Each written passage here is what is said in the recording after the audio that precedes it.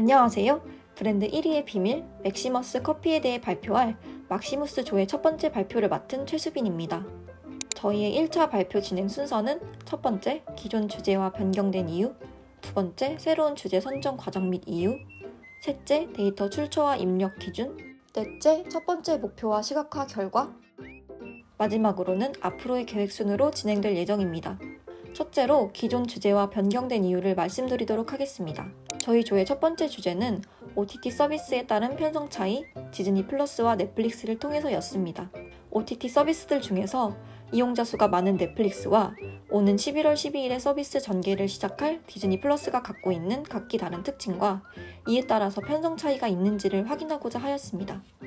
디즈니 플러스는 넷플릭스와 더불어서 외국 기업의 제작 프로그램이라는 점과 우리나라에서 서비스 전개 이전임에도 불구하고 해외 이용자와 국내 수요가 꾸준히 증가했기 때문에 국내 서비스 이용 1위인 넷플릭스와 견줄 수 있을 것이라고 판단했습니다. 또한 같은 해외 기업인 아마존 프라임, 훌루와 다르게 데이터 값이 적기 때문에 공통적으로 가지고 있는 특징을 찾기 더 간편할 것이라고 생각하여 비교 대상으로 적합할 것이라 판단하였습니다. 데이터는 캐글에서 얻은 프로그램 수가 정의된 파일을 이용하여 확인하였으며 생각보다 빠르게 문제에 직면하게 되었습니다. 바로 데이터 정제 과정에서 발생된 문제들입니다. 첫 번째로는 두 서비스가 가지고 있는 수가 너무 방대하여 정제 시의 기준이 너무 많아진다는 점. 두 번째로는 좁은 폭의 기준으로 데이터 정제를 시도해도 그 수가 많아서 시각화 진행 시 정보를 바로 인지할 수 없다는 점. 마지막으로는 국내 서비스 개시 전으로 인한 데이터 비교의 한계량에 부딪혀 충분한 자료 조사를 했음에도 불구하고 불가피하게 주제를 바꾸게 되었습니다. 팀원들의 노고와 시간, 애정이 담긴 1차 주제를 잃어버린 터라 다들 사기가 꺾여 있었습니다. 서로 잘해보자고 가지고 있던 부담감을 내려놓고 여러 가지 의견을 토로하던 도중 여러 가지 흥미로운 주제들이 등장했습니다. 최근 급증한 젊은 층의 등산 취미로 젊은이들의 등산 코스는 어떨까? 지구를 중심으로 한 태양계 행선의 공전 주기는 어떨까? 시장 유통 식수에 대한 계피 분석은 어떨까? 저희 팀플 망한 건가요? 음료 광고에 사용되는 장기간 모델에 대해 고찰해보면 어떨까 하는 의견이 나오게 되었습니다. 생각해보니 코카콜라, 맥심, 네스카페, 토레타 등 소수의 특정 기업들이 장기 모델을 사용하고 있다는 특징에 저희는 이끌리드 프로젝트의 방향성을 전환하여 자료조사부터 다시 시작해보았습니다. 이에 따라 저희가 정한 새로운 주제 선정 과정 및 이유를 설명드리도록 하겠습니다. 저희의 새 주제는 장수 모델을 가장 많이 보유하고 있는 커피 브랜드 맥심을 통해 브랜드 이미지와 장수 모델이 가지고 있는 연결성을 알아보려고 합니다. 대부분의 커피 브랜드들의 경우 각 시즌에 대중적으로 영향력 있는 인물을 섭외하기 때문에 1년에서 2년의 짧은 계약 관계를 유지하고 있습니다. 그러나 동서식품은 단순히 영향력 있는 모델을 섭외하는 것이 아니기 때문에 어떤 방식의 유의미한 연결성을 가지고 브랜드 고유의 이미지를 생성하는지 궁금점이 생겼습니다. 보시는 바와 같이 동서식품의 커피 광고 모델들은 타 브랜드와 다르게 김연아, 이나영, 공유와 같이 기업과 모델 간의 장기적인 계약 진행을 하고 있습니다. 그리하여 동서식품을 포함한 다른 브랜드들은 모델의 이미지를 커피 제품에 어떤 식으로 녹아내는지 맥심을 중점으로 시각화해 보려고 합니다. 압도적으로 높은 매출액과 점유율을 30년 동안 유지시킨 동서식품은 맥심을 앞세워 브랜드 이미지를 확고히 구축해 놓았습니다. 이에 남양유업도 동서를 제외한 나머지 시장에 높은 매출액과 점유율을 프렌치 카페로 유지해가고 있습니다.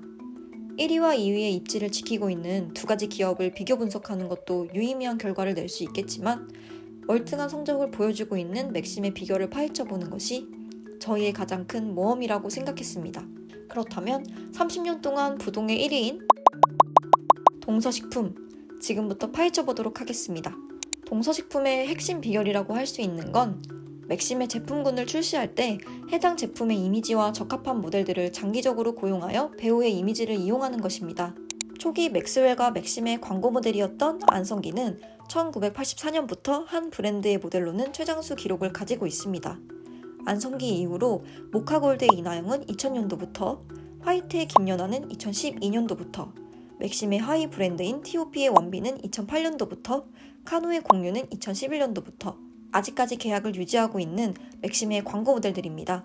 모델 고용 시에 타 브랜드들과 다른 방향성을 가진 맥심은 모델들의 사용을 단순하게 생각하지 않고 여러 가지 합당한 이유를 가지고 있을 거라 추측하고 있습니다.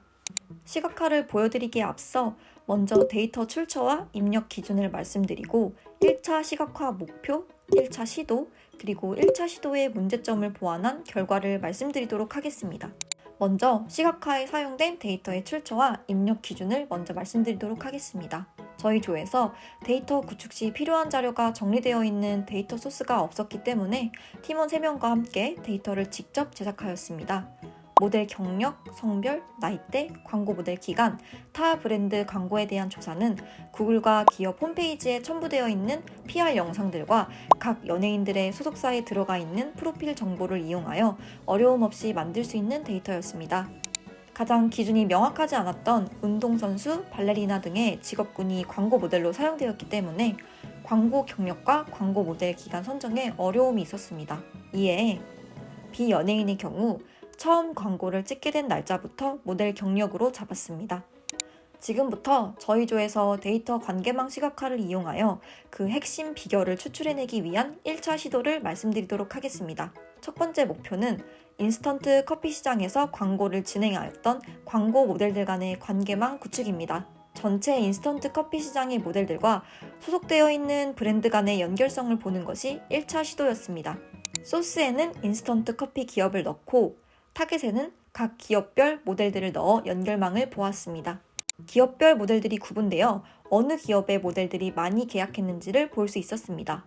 하지만 기업과 모델 간의 연결 관계만 존재하고 각 노드, 모델 간의 연결은 찾아볼 수 없다는 점과 각 노드들의 크기가 일정하다는 한계점이 생겨 이를 보완하기 위해 분류를 지을 수 있는 속성값을 추가하였습니다.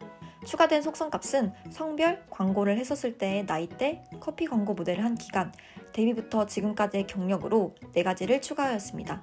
성별로 나누었을 때 남성 44, 여성 28로 전체 브랜드 모델 72명 중 남성의 비율이 70.9%, 여성의 비율이 29.1%로 남성의 구성 비율이 더 높다는 것을 알 수 있었습니다. 다음 시각화의 속성값은 모델들이 당시 광고를 찍었던 나이대로 파티션을 나눴습니다.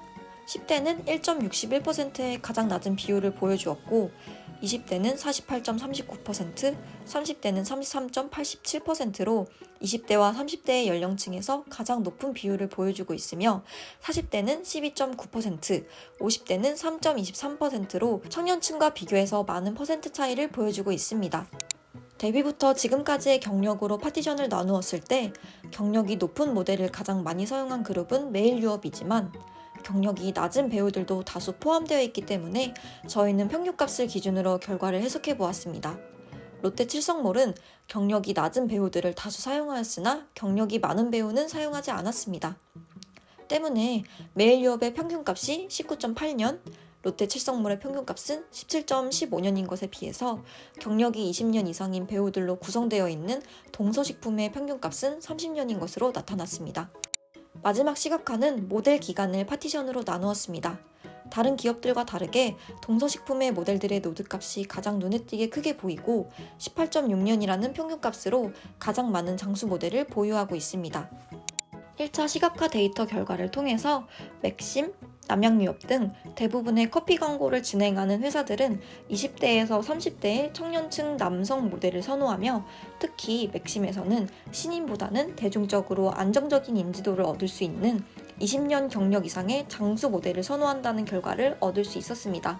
다음 첫 번째 목표의 시각화가 잘 나왔기 때문에 다음 2차 발표에선 맥심의 광고 모델들의 타 브랜드를 통한 이미지 형성 연결망 시각화를 통하여 타 브랜드의 어떤 광고 카테고리에서 높은 비율을 가졌는지 그리고 그 카테고리가 맥심 제품별 광고 이미지 형성에 어떤 영향을 주었는지 분석해 볼 예정입니다. 이상으로 막시무스조의 1차 발표를 마치도록 하겠습니다. 궁금한 사항은 댓글로 남겨주시면 감사하겠습니다. 더 좋은 2차 발표로 찾아뵙겠습니다. 안녕.